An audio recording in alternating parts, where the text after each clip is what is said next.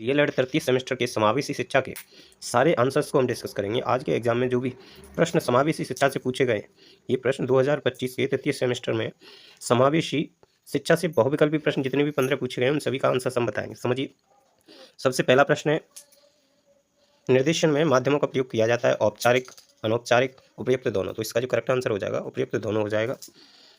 दूसरा प्रश्न पूछा गया है, राष्ट्रीय न्याय अधिनियम कब पारित किया गया, कब हुआ? राष्ट्रीय न्याय अधिनियम कब पारित हुआ?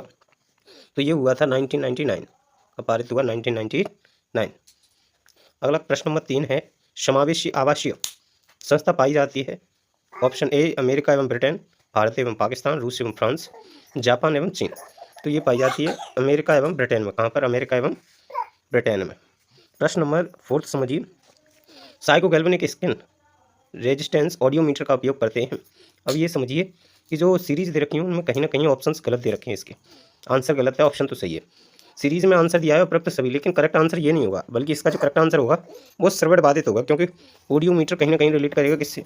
श्रवण बाधित से रिलेट करता है। तो इसका करेक्ट आंसर होगा ऑप्शन ए, श्रवण बाधित पर।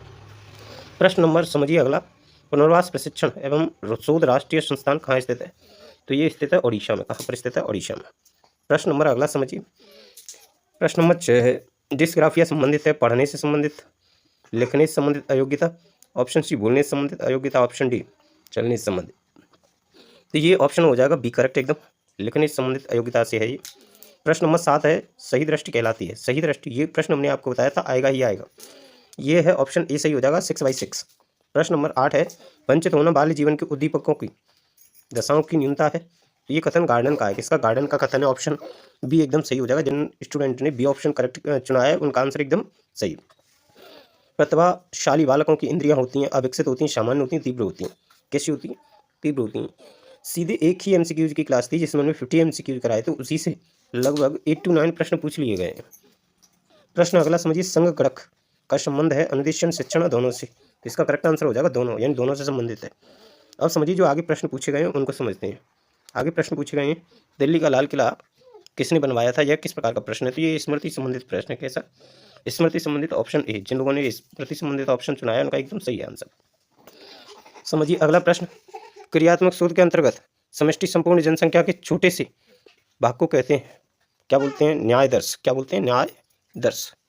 न्याय दर्श, न्याय दर्श। ऑप्शन डी एकदम सही हो जाएगा, सॉरी ऑप्शन सी सही हो जाएगा, न्याय दर्श।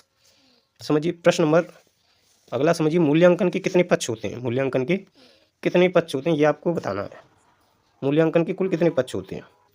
नहीं, ये प्रश्न नंबर 12 एक बार फिर से देखें, क्रियात्मक शोध के अंतर्गत समष्टि संपूर्ण जनसंख्या के छोटे से भाग को कहते हैं न्यायादर्श या न्यायादर्श। तो इसका जो करेक्ट आंसर हो जाएगा वो हो जाएगा ऑप्शन 4, न्यायादर्श। न्यायादर्श अपने आप में करेक्ट हो जाएगा, न्यायादर्श नहीं, क्योंकि न्यायादर्श का मतलब होता है सैंपल। प्रश्न नंबर 13 क्या है, मूल्यांकन के कितने पक्ष होते हैं? तो मूल्यांकन के 3 पक्ष होते हैं। कितने? 3 पक्ष होते हैं बस। नील मुद्रण का निर्माण आवश्यक है प्रश्न पत्र निर्माण में। किसमें? प्रश्न पत्र निर्माण में। उत्तम परीक्षण की विशेषताएं हैं। उत्तम परीक्षण की विशेषताएं 4 हैं, ऑप्शन 4 एकदम इसका सही हो जाएगा। ये 15 के 15 प्रश्न थे जो कि आपके एग्जाम में सीधे सीधे पूछे गए थे हमारी एमसीक्यूज की क्लास से। मतलब उत्तरी प्रश्न भी ज़्यादा कठिन नहीं है, आसान नहीं है सारे।